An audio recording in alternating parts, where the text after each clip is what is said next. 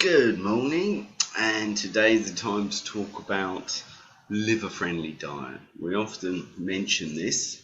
If you have hepatitis B, the biggest support for your liver is actually your kitchen. 80% of patients don't need any medication, so the key thing is to stay in excellent health and to make sure the liver stays perfectly well by eating correctly. And what is a liver-friendly diet? Well, first and foremost, it's very much a process of moving from this type of body shape and diet to more like one of these.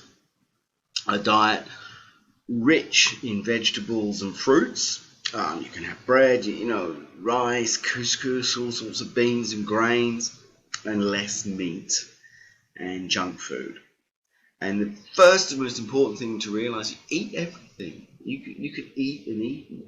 There's millions of foods you can have. There's all the vegetables and all the fruits of the world to eat. Eat them all. Coffee is also great. Drink lots of fluids. Everything is good.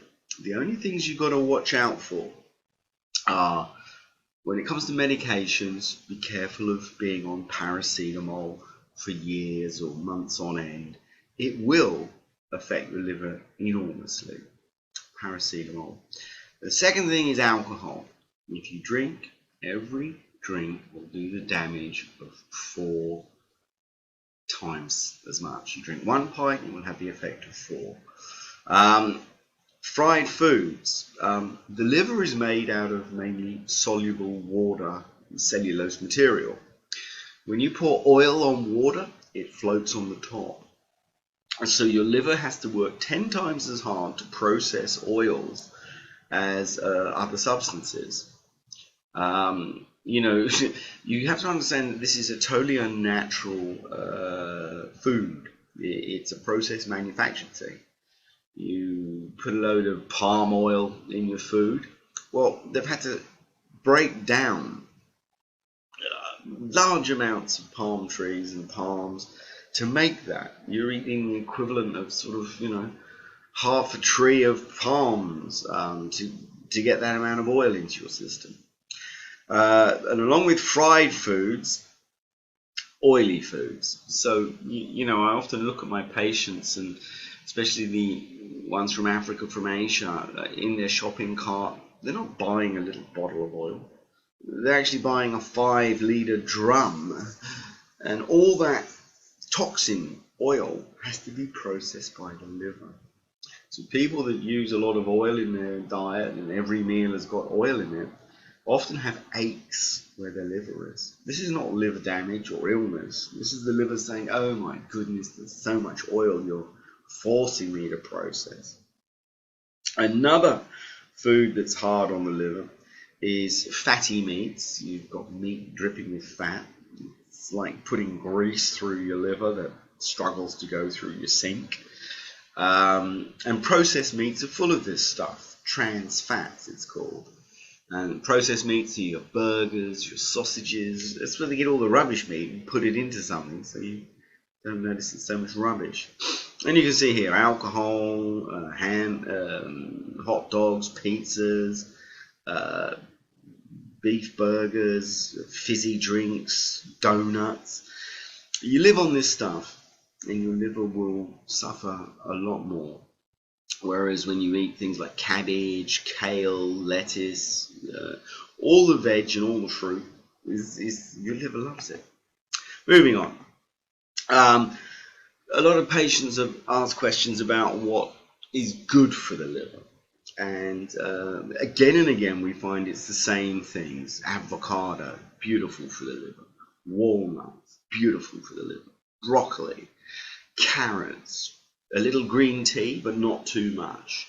Grapefruit, lemons, cauliflower, fantastic food. Cabbage, spinach, turmeric. Again and again these things will come up. Brussels sprouts, another very, very healthy food. Garlic. Moving on, if you're looking around here, you see the same things come up again. Beets are wonderful for you. Apples, broccoli, the food of the gods, fantastic food. Turmeric, spinach again. All your leafy green vegetables are good for you. Get them on the plate. Avocados again. All very healthy, happy foods. And this is the point. Understand the power of food. Every 35 days, your liver replaces itself. It's never too late to have a month of good diet, then go and do an ultrasound or a FibroScan and see the improvement in your liver. You are giving it what builds health, and you are what you eat. Eat the rainbow is another little common thing. Trying to get a variety of red fruits and veg, white ones, yellow ones, green ones. The green are the cleansers. Always very healthy. Oranges for antioxidants. Perfect. It's good to study this stuff, and when you go shopping, think about getting a rainbow, but especially think green. Moving on. Tomatoes, like coffee, they're actually a shield. They help the liver. These are raw tomatoes, not tomatoes that you pour a pint of oil into. Fruits, cherries for the nervous system, grapes for your blood vessels, peaches for potassium and iron, apples, watermelons, oranges, they all do good to your body. Pineapples are good for the lungs, they're also good for your arthritis. Bananas, a natural form of energy. Forget your energy drink rubbish, eat bananas, and so forth. So again, these are the things to avoid. Fatty meats, processed meats, fried foods, oily foods, sugary foods. You can get fatty liver from one fizzy drink a day. Alcohol will triple, quadruple your chances of liver damage. Paracetamol is a carcinogen of the liver. I've even seen patients end up in hospital with protein powder. You're eating the equivalent of half a horse, and you're wondering why your liver's not happy. So be careful of protein powders as well. Every day I'm getting these really strange questions about diet, and around the world, people are asking me, is milk okay? Is bread okay? Is rice okay? Is honey okay? Is fish or chicken okay? It's all okay. It's as simple as that. Everything's okay. The only thing that's not okay, fried food, oily food, paracetamol, alcohol, unnatural foods. Yeah, sugar's unnatural. You have to eat like 10 sticks of sugar cane and chew it all down to get the equivalent of one Coca-Cola. It's an unnatural substance. Don't live on it. Don't put it in your body. So just learn what is bad. Don't constantly think, is this apple good? Is this milk good? Is this honey good? It's all good. Know what is bad. And everything else will be pretty good. So these are some recipes that our lovely 35,000 members have shared. Dal and rice, especially in the Asian community. They're often living on soup, oily tandoors. Get an oil-free Indian cookbook. How about that? Beautiful. Salad on the plate. Brilliant. There's a nice little bit of fruit tucked away up here. Simple, totally kind to the liver meal. Here we go with a salad that's just a dream for the liver. All those powerful proteins and green things waiting to help you. Here's another salad with a little bit of dressing. Again, a little bit of vinegar. Apple cider vinegar is very good. There you go. Another very healthy meal. This one's a little... this is a stir fry. The thing about stir fries is tiniest spray of oil. You don't bury the wok in oil. You just like to stop it sticking to the pan almost.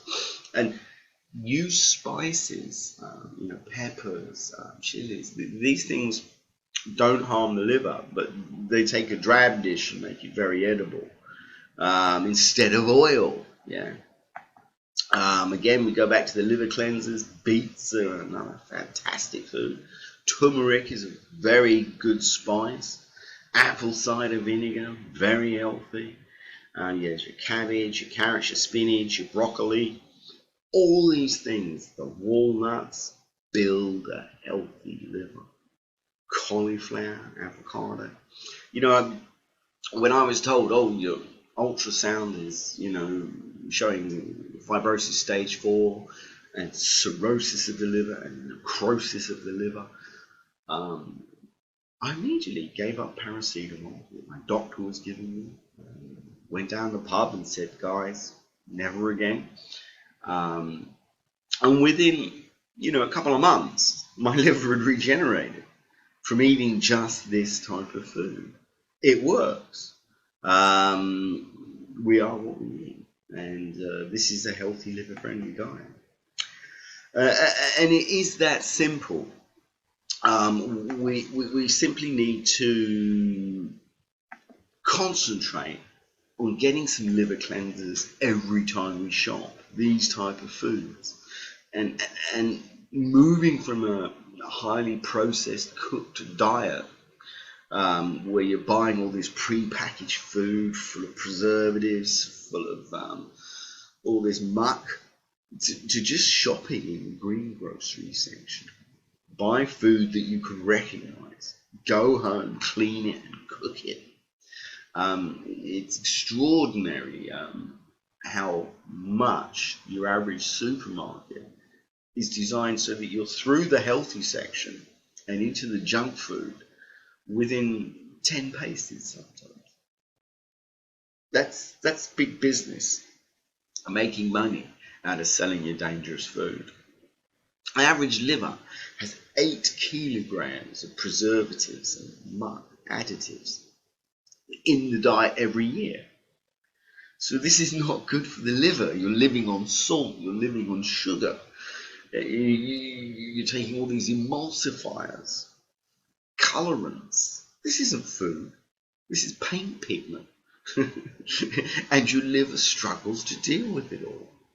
So if one group of people need to just learn to eat green and to eat more healthily, it is the hepatitis patients. And with Hep B, every single patient that we've seen adopting a more liver-friendly diet, moving towards eating green, moving towards eating less processed foods, the ALTs improve, the fatty liver starts to fade away, fibrosis regenerates. You see immediate progress. And such patients often never need meds and never get ill. Low viral loads. The Hep B isn't a big issue, but with Hep B, it can be very inactive. But it only takes a rubbish diet for a year or two, and then it becomes more dangerous. My managing director, I remember he drank wine, he lived on greasy food, he was on long-term paracetamol, and he still got liver cancer because of the diet, even though he was on medication. Your liver eats your dinner and makes you create a sense of loving it, listening to it. If it aches, if you've got that under the right rib pain, be aware the liver's talking to you. It's not ill, it's just saying, what are you feeding me? If you miss meals, it will ache. If you eat late at night, it's not good. There's an old saying, breakfast like a king, lunch like a prince, and eat in the evening like a pauper. And do not eat 3 hours before you sleep, because the food will just sit in your gut and turn to fat. So these are our thoughts about liver-friendly diet. Thanks.